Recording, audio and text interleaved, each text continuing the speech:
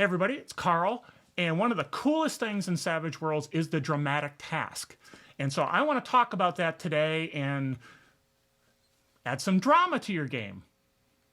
Adventure and intrigue, fighting monsters out of our league. We'll roll the dice and pray they're nice. A +2 and I might succeed. Everyone, well, they're Carl again with Tabletop Tango, and I'd love it if you like and subscribe. We know we're not going to be famous, but it'd be cool to see those numbers go up. And we have a community tab now, thanks to those who have subscribed and got our numbers up. Awesome. So check that out. So let's talk about dramatic tasks. First, what they are, and then in another video, I'll probably do an example of it because that was requested before. But let's talk about what a dramatic task is to start with. The book talks about when to use these rules, and it says dramatic tasks are great for tense action that must be performed in a hurry, or it'll have disastrous effects if failed.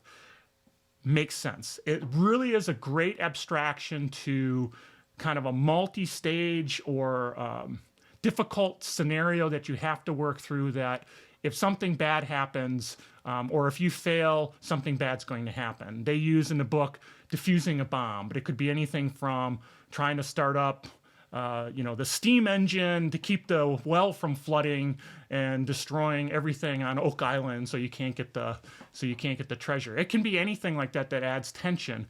It could be a multi-stage activity, like I'm trying to start up a starship engine to be able to get out of the neutral zone, and that requires me to do these 5 things, and I have my different engineers and the different player characters all trying to accomplish that task so we can succeed. And if there's a big deal of fail, if we fail, something bad's going to happen. In the bomb example, things are going to blow up.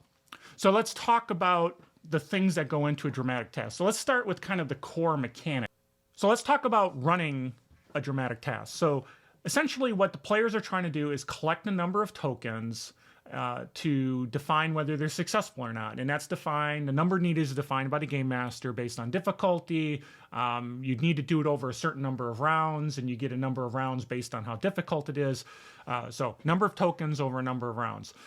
So players are going to be rolling a skill roll based on what they're trying to accomplish. And that could be the same skill roll for the entire dramatic task, or it could be multiples depending on the sort of thing they're trying to do, or how the players narrate, I'm using this skill because of this reason and it makes sense and therefore I can roll that skill to collect tokens. So if you get a success, you get a token, you get a raise, you get 2 tokens, etc., that sort of thing.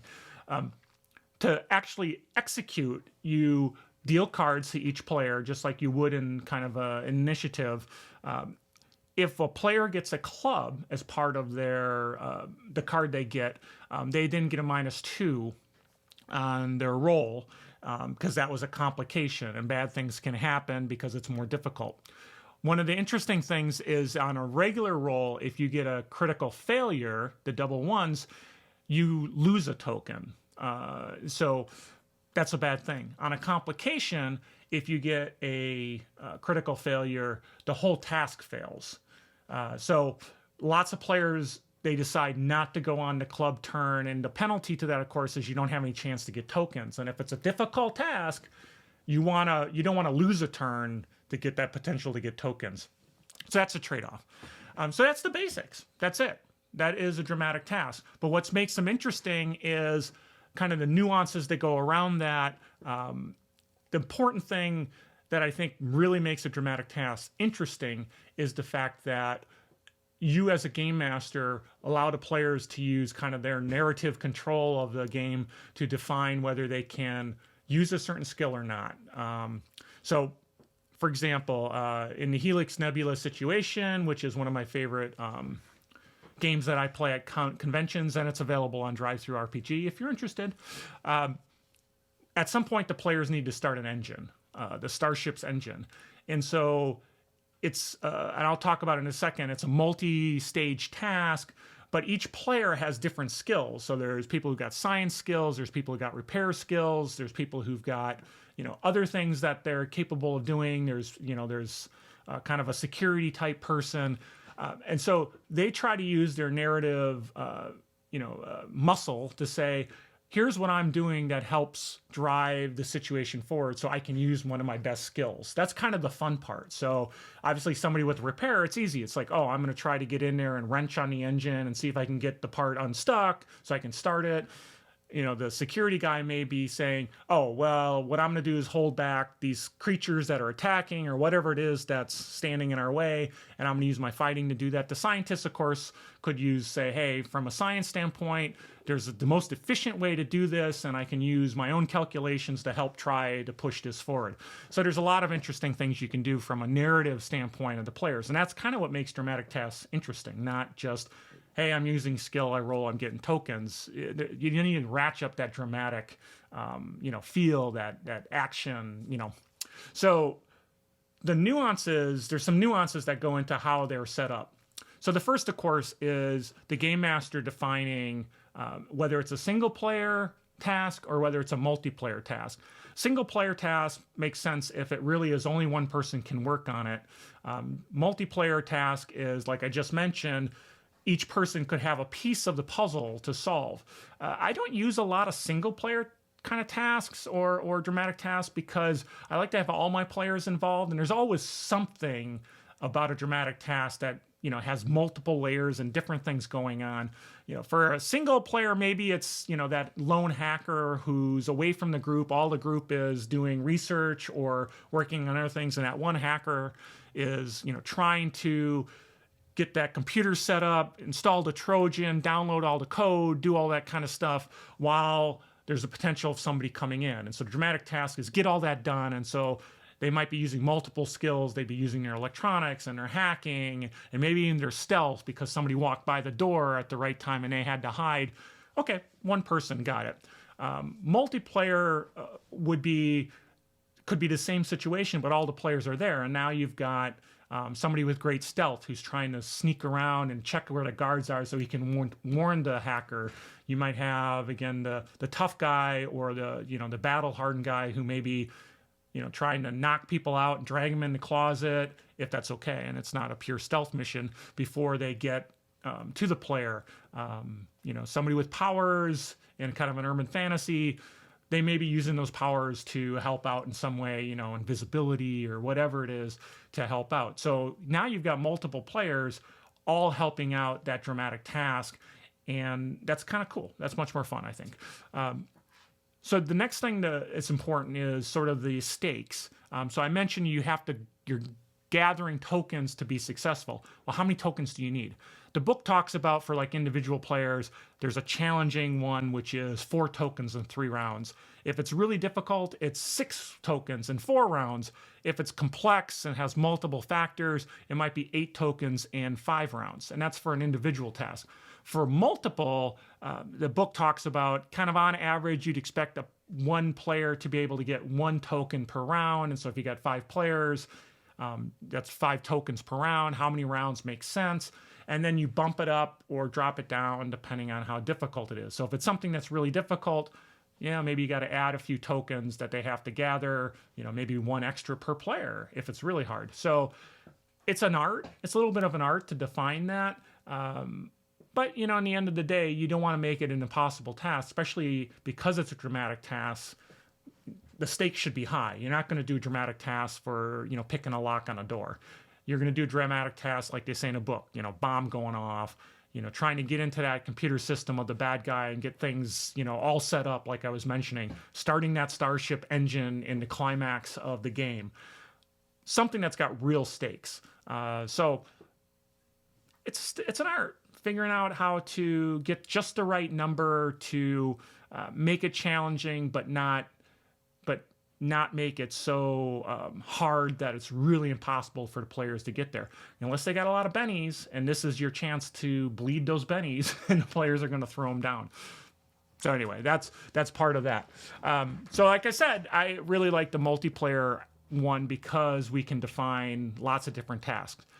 Now, playing into that, there's another piece of that, which is this a one pool of tokens to solve the problem, or are there multiple stages that each have a set of tokens? And what I mean by that is, so let's say, going into this hacking where this hacker is trying to get the computer ready to go, and he's using multiple skills on each round. You know, he's got to first get in and he's got to do that, but it's all sort of the same challenge. You may just say, hey, in total, you need to get those 4 tokens in 3 rounds in total so that you can finish the task and be successful.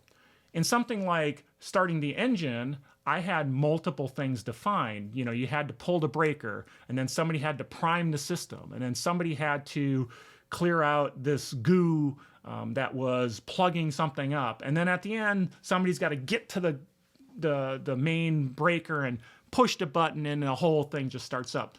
And I decided in that situation, that is now kind of a multi-stage. And in those situations, you would define a number of tokens for each stage that the players have to get to. So for pulling the breaker, maybe it's 3 tokens. And so for the first round, the players are trying to, first off, get 3 tokens to get to that stage, you know, the people who are trying to pull that. Then once that's done, then they'd go to another stage, which maybe has 4 tokens. The key thing for that is you can't move on to the next stage until you get the number of tokens. So if you get those raises, and I mentioned that, right? If you get 1 token for a success, 2 tokens for a raise, and it goes on from there, you can't bleed over into the next task, right? So I'm trying to push the breaker in, and I roll a success and a raise, 2 raises, and I get all 3 of those. Great, maybe I got an extra raise, I'd have a 4th one, but that doesn't go into the next task. That next task is the next task. So again, there's 2 kinds.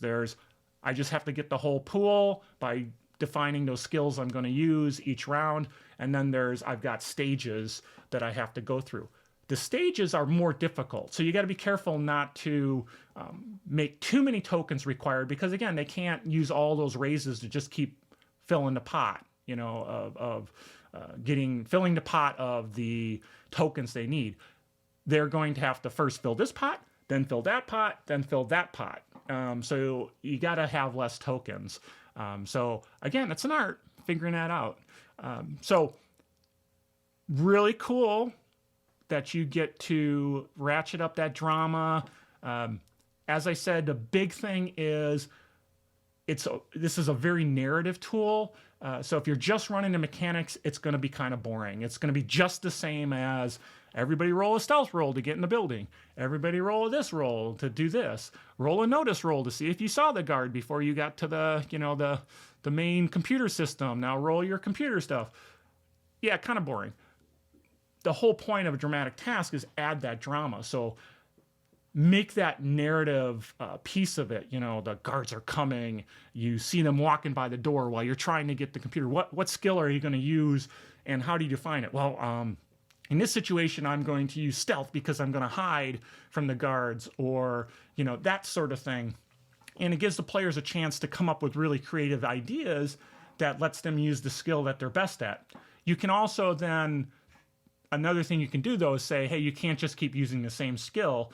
There's got to be different reasons for things. So that gets past that classic, I'm going to roll notice to notice the guards so I can, warn the hacker. And next round, I'm going to roll notice so I notice the guard so I can warn the hacker. Yeah, you can say, hey, you got to really use a different skill and, flex that narrative muscle or that role-playing muscle to say, the first time, I used notice to notice the guards. Well, this time I'm going to use stealth to see if I can sneak behind and throw like a little coin or something to get their attention so they're not looking in the room where the hacker is. Even the hacker, he's hacking, then he's using his electronics roll, and he might be using stealth to hide, and all those things become the narrative piece of what makes dramatic tasks cool. So dramatic tasks are really cool. Very simple mechanism. You're rolling skills against skill rolls to get successes and raises to gather tokens that you define by the number of that the GM says. So that's dramatic tasks. I hope those are cool. Next time we're going to do some examples maybe. I'm Carl with Tabletop Tango. Please like, subscribe. Hope you're enjoying the channel. Look at the community tab. Participate. Love to get some comments. Thank you much. Bye. Adventure and intrigue. Fighting fighting monsters out of our league. We'll roll the dice and pray they're nice. A +2 and I might succeed. Whether Cthulhu or D&D,